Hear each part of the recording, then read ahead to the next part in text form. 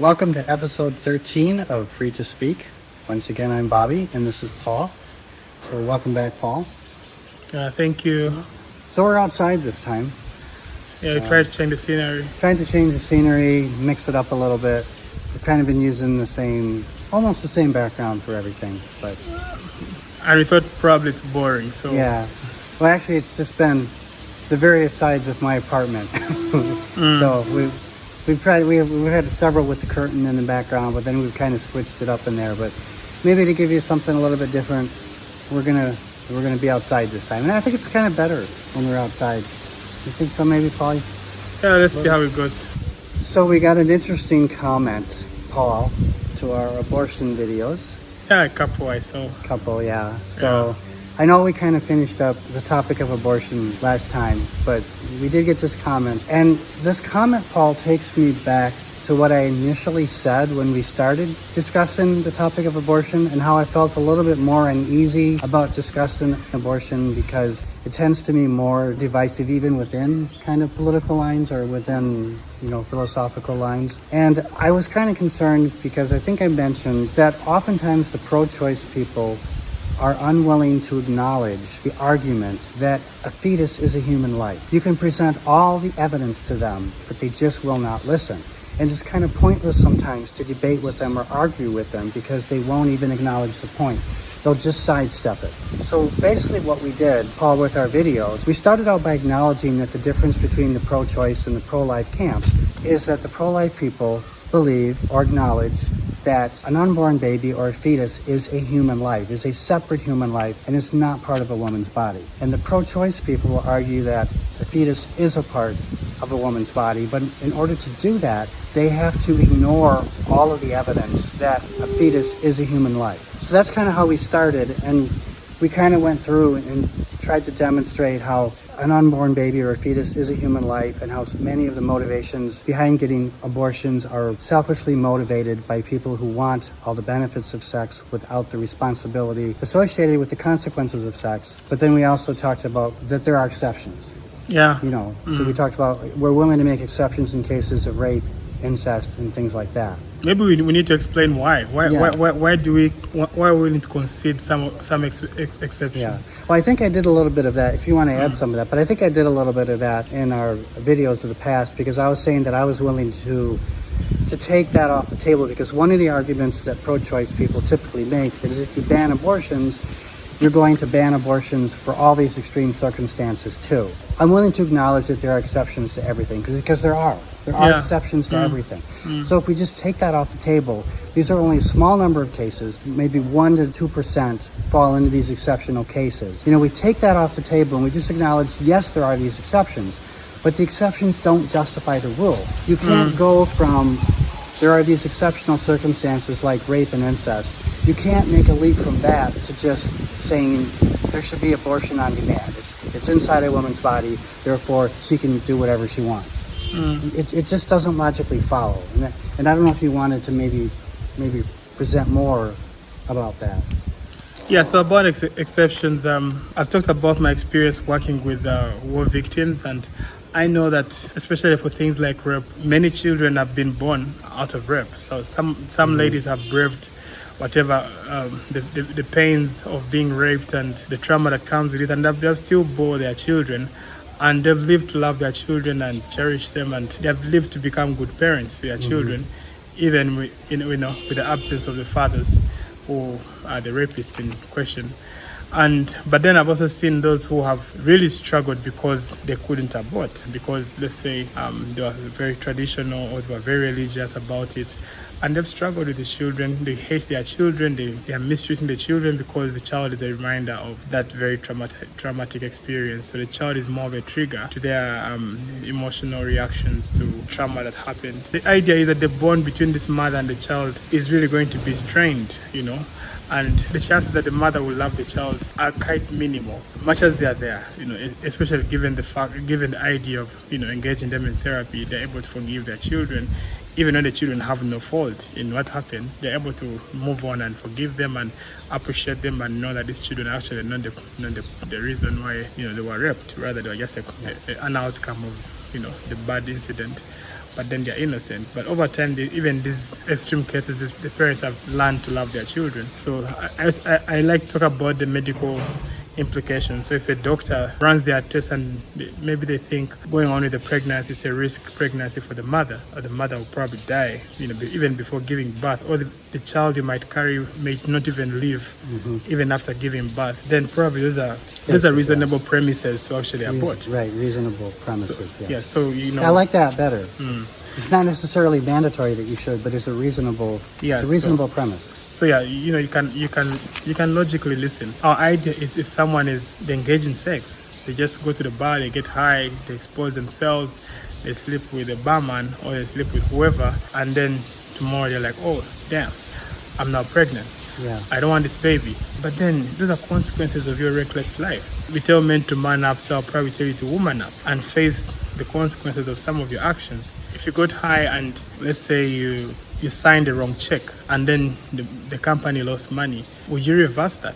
Maybe not. Yeah, maybe so not. You face the consequences of your getting high. You don't bet on someone's life because of your reckless behavior. Right.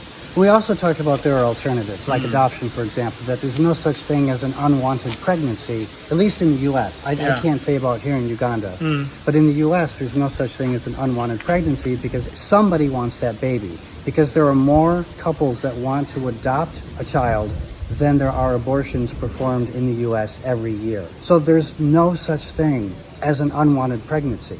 Somebody wants that baby. Give that baby a chance at life. Well, I'm one such example. My mom had me when they were quite young, and honestly, even if you show me my mom's picture right now, I wouldn't recognize her. So I didn't grow up with her.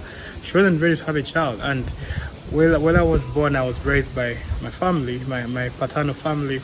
I had mother figures and father figures. My dad was there. So I'm here. She didn't abort. She said she got responsible for her actions, and that's why I'm still standing. She could have easily just, let me just eject this, but then I'm still here. By the time she passed on, I know she was proud that she had a son out there. I've talked to some people that knew her. Yeah. So, then what I would like to do, Paul, is I'd like to go into this comment that we received. And it's interesting how the comment led to maybe our first argument, where we're arguing back and forth with somebody. Because usually when somebody disagrees with us, we'll respond, and they usually won't engage with us any further. They'll just stop talking. And this is the first time we've had somebody continue the conversation. So this, that's nice. This is what we want. This is exactly what we want. But at the same time, this was very frustrating because it actually validated my point that people in the pro-choice camp will not dialogue with you when you try to argue or demonstrate that a fetus is a human life. They will ignore all of the evidence and they'll sidestep the argument to something else. I thought it would just give you a gotcha feeling. Yeah. Gotcha. Yeah. Whatever argument they're making, I guess stamping Gotcha. your own argument. Yeah. So somebody wrote, justification, as long as the fetus is in her body, it's her body, her choice. So we just did a whole video about how a fetus is not part of a woman's body. She basically ignored our entire argument and just came back to the starting point that it's a part of a woman's body. I responded, that isn't a justification. The fetus is a separate human life with its own DNA. It is clearly not part of a woman's body. And then she came back and said, my argument isn't about whether the fetus is part or not part of the woman's body. It's that women should have a right to safe abortions, whether you think it's murder or not. The interesting thing about this is she claims that she didn't argue. Her argument isn't about whether the fetus is part or not part of a woman's body. But if you look at her original comment, that is exactly what she does argue. She says justification, as long as the fetus is in her body, is occupying that space, it is her body, her choice. That is exactly what she's arguing. But rather than acknowledging that, she'll deny that she said this and just contradict herself. And this is the frustration that I have with people in the pro-choice camp, because this is what they often do. And one of our other arguments was, at some point we said, where is the man in this picture of abortion? Because she's saying it's her body, her choice, it's the woman this, the woman that. Then where is the man in this picture? We can't say that men are not affected by these decisions. We talked about it earlier, so I won't go there. But men are also affected by, when a woman conceives. Men are affected when a woman aborts. Men are affected when the woman keeps the baby. But then, in her own argument, she's like, it's her body, her choice. Where is the man in this? He's not there. But yet, if the baby is allowed to be born, then certainly the man is going to be required to step up to things like child support and support. And if he doesn't step up, then the law is there. Yeah, the law is there. But then the law ain't there when he's begging you to keep his baby and you're aborting. The law is like, no, it's her choice. You know. Right, and then suddenly the man has no decision. Then suddenly, whatever. Yeah, that's the hypocrisy of the law Yeah. and the system and all that. Yeah. So, and then you also responded with a comment. You said safe abortion is one thing, it having to happen is another. Barring medical advice for abortion, in situations like rape, why get pregnant when one doesn't intend to carry it? They want the benefits of unprotected sex, but not the consequences that come with it. Yeah, so this person was arguing about, if you make abortion illegal, then it's going to become dangerous because whether you make it illegal or not, it will continue being there. And that's a fact, yes. But then to become dangerous, because people, basically you're risking the life of the people who are trying to abort because they'll probably do it in unscrupulous ways or in crude ways. They'll abort in a crude way and they'll risk their life. So I was discussing with Bobby about the same. For example, the use of Class A drugs is illegal in most countries. At least it's illegal in Uganda. Let's say you can't just use heroin in public. You can't just do crystal meth and move around the street. But then people use it. But then imagine if it were legal, it would affect more people. But now, since it's not per se a legal thing, we are experiencing less devastation from what would have been if crystal meth was a legal substance to be used out around here. Everyone would use it, and the government would have a bigger burden. The country would have, the hospital would have a bigger burden of addictions, a bigger burden of people who have been hit by, who have been knocked out, and more overdosing cases out there. But then, given that it's illegal, in a way, it's preventing a number of cases. So, yes, same with abortion. If abortion were to be illegal, which is not what I'm arguing anyway, but if it were to be illegal, then it would reduce the cases of abortion. It would not be a fast go-to option for most people. Yes, a few will still go for it and face the risk, but then the greater majority will not. So we shall still reduce on the numbers of abortion, and the pro-life people would be winning, and human lives would be saved. The baby would be winning. The baby will be winning. You will become a mother. You will become a father. So we went kind of back and forth on this, and we had acknowledged in the course of our comments, and we said this in our videos that we've done in the past too, that we've talked about this even in this video, that we understand that there are exceptions.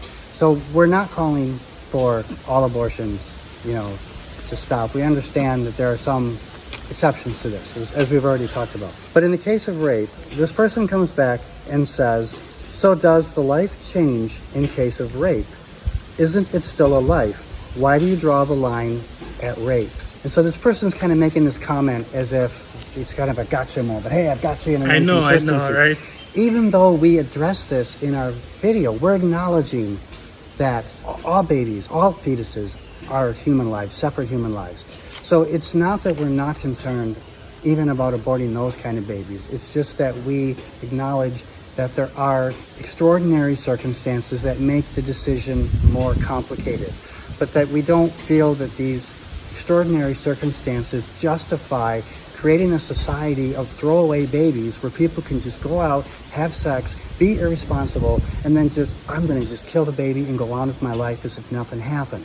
That is an appalling value system, if you really think about it, and that's what we're confronting. But I think what this person is doing is they're trying to avoid our arguments, which basically are that the baby is a human life and people should not be treating babies as throwaway. If you're going to have sex and enjoy the benefits of sex, you need to be prepared for the responsibilities that come with the consequences. That's what we're arguing. I had a simplistic analogy, or rather allegory, which I gave to Bobby earlier. It's simplistic in a sense, but it can still hold water if you actually think about it critically.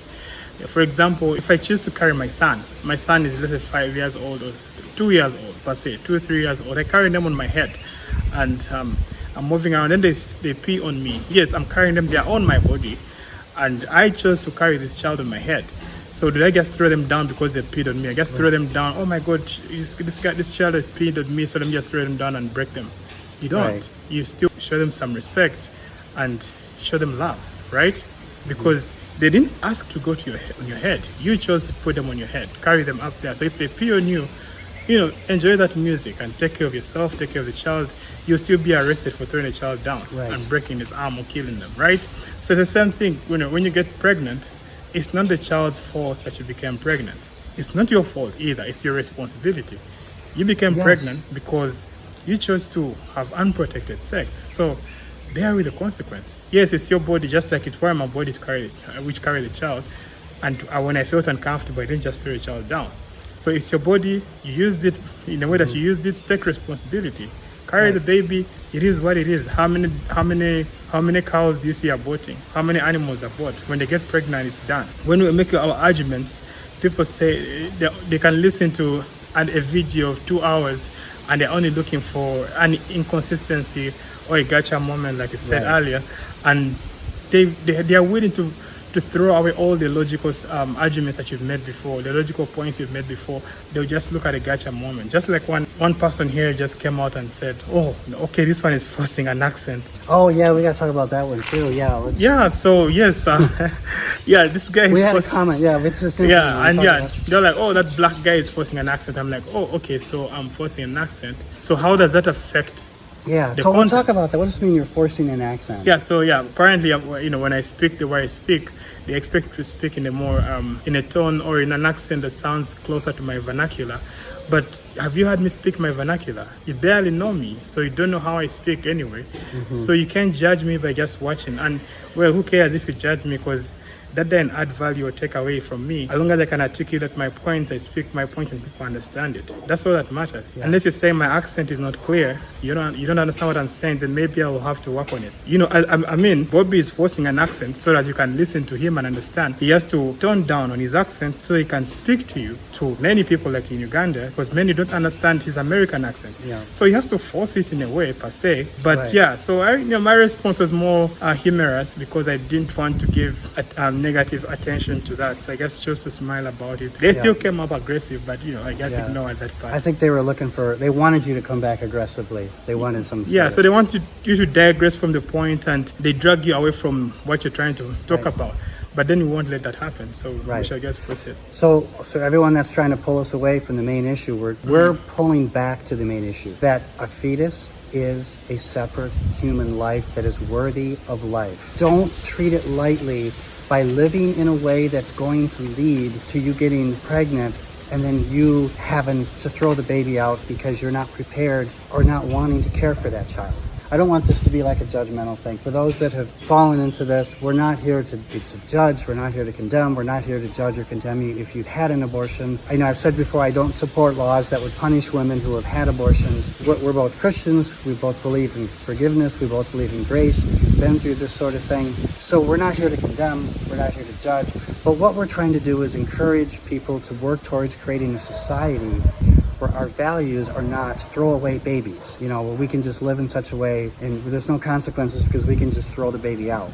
Yeah, and at some point we had the topic on God and morality. So we are more pro morality. We're pro morally direct society where people follow a set of principles. People subscribe to more of humanity and morality than a permissive world where you just do whatever you want as long as you're happy.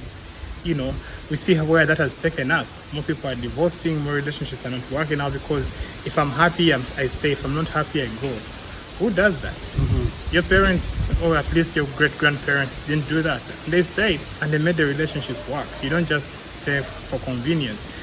We're in an era where it's about convenience. When I'm not happy, when I'm not excited, when I'm not feeling the vibe, I go. You create the vibe, Yeah. So when what do we do about widows? When the mother is a widow, the father passes away and let's say he's a breadwinner and he dies. Okay, let me just poison the kids so that I can't take care of them. It's no longer convenient. Let me poison everyone so they die. How would you feel about that woman who is poisoning kids because her husband has died and she's a widow? It's not about convenience. So when you get pregnant, take the responsibility. Or what I'm encouraging is us working together to create a society of responsibility. So the whole point here is not we want to just make everything illegal. The point is we want to change the value system to live in a responsible manner. It's not just simply your life. You can't just do whatever you want. I mean, you can technically. You can do whatever you want. But the problem... But should you? But should you? Because your choices have consequences. They have consequences on yourself. They have consequences on other people. And they have consequences on unborn babies as well. We need to think about our value system and change it in such a way where we're thinking about others and not just what I want, not just a me. What I want, it's my life, my choice. I can do whatever the hell I want. And you find that the people that are encouraging you, the older people that are encouraging you to do this kind of, a selfish way of approach to life, you find that many of them, they're bitter people, they're miserable people, they've made wrong choices, they're struggling with these issues. You find someone coming to therapy and they have these kind of issues, but then they're promoting these wrong ideals. Don't fall in that trap. Okay, so have we kind of exhausted the abortion topic? Yeah, but then the abortion topic can still lead us in a different direction. Given the kind of responses we have received, people have chosen to battle with us about this, but which is something that we welcome. But then you find that some of these battles, they just argue for the sake of arguing and winning. A gotcha moment. Yes. Yeah. It's not something that is building them either. Right. They're not actually engaging in our argument. They're ignoring our argument. You find that countries go to war over very, very small reasons. We can just talk about that direction. Yeah, countries. Well, it's interesting you said that, but countries go to war over this very sort of thing, or people get caught up in whatever their talking point is, and they won't see a different person's perspective. Yeah. And so this sort of thing that we're seeing just with abortion, in this debate that we've had with somebody on abortion who just does not want to see our argument, that sort of mentality leads to all kinds of problems in other areas of life too, including on a global scale, and can lead to wars. I'm thinking, Paul, maybe this is a good transition to go on to our next topic. Why don't we talk about war? Yeah. War. What good is it? Absolutely nothing. Yeah, there's not so much good. Of course, sometimes, you can fight because sometimes you have to defend yourself, self-defense. But in the end, should war start? And there are other ways you can actually, deal with differences, because war starts because of differences. Yeah. Could be ideological differences, economic interests, and Do a lot of the wars that are started by the United States fall into that category? Because oftentimes the thing that concerns me about America's wars, for example, is America makes all these grand claims about how it wants to make the world safer for democracy, or we want to take out this evil dictator or this evil ruler, like for example in the case of Libya. But yet the U.S. tolerated this quote-unquote evil dictator in Libya way before they actually went in. 40 years. Yeah. So why all of a sudden is this dictator suddenly now worthy of being taken out? It's because there's always hidden motivations for what's going on.